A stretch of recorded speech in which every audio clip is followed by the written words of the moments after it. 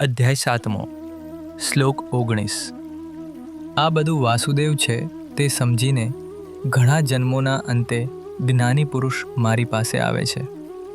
આટલો મહાન આત્મા શોધવા ખૂબ મુશ્કેલ છે. ભગવાન કૃષ્ણ કહે છે કે વાસુદેવ જ બધું છે તે સમજવા માટે ઘણા જન્મો લાગે છે. વારંવાર જન્મો પછી પોતાને પૂર્ણ કરવા માટે સંઘર્ષ કર્યા પછી અંતિમ જીવનમાં વ્યક્તિ પરમ સત્ય વાસુદેવ સર્વ ઇતિ એટલે બધું જ વાસુદેવ છે, ભગવાન દરેક વસ્તુમાં હાજર છે તે અનુભવે છે. વાસુદેવ પ્રત્યગતમ સૂચવે છે, જેનો અર્થ થાય છે જે દરેક વસ્તુમાં સર્વવ્યાપી છે. સંવેદનશીલ અને અચેતન, જંગમ અને અચળ, સારું કે ખરાબ, બધી જ વસ્તુ. ભગવાન કહે છે આવા લોકો મહાત્મા છે અને સુદુર્લભ શબ્દનો ઉપયોગ કરે છે, એટલે સામે આવવું ખૂબ જ મુશ્કેલ. આવા લોકો પૂર્ણતાની ખૂબ જ ઉચ્ચ સ્થિતિ પર હોય છે.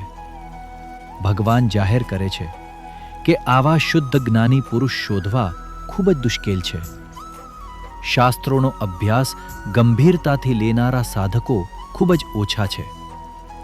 ફક્ત શાસ્ત્રોનું જ્ઞાન મેળવીને પણ વ્યક્તિને પૂર્ણતાનો અનુભવ થાય છે, અને આ દુર્લભ લોકોમાંથી ખૂબ જ ઓછા લોકો ખરેખર તે મુજબ પોતાનું જીવન જીવે છે.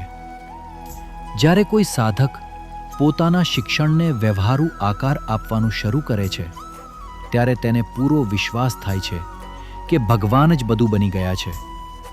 તેમને સંપૂર્ણ સાક્ષાત્કાર પ્રાપ્ત થાય અને આ સત્યમાં સ્થિર થાય તે પહેલાં અસંખ્ય વર્ષો લાગે છે. બધા જીવોને, સાક્ષીઓને સાક્ષાત દિવ્યતા તરીકે જોઈને સાધક પોતાને આધ્યાત્મિક સ્થિતિમાં ઉન્નત કરે છે.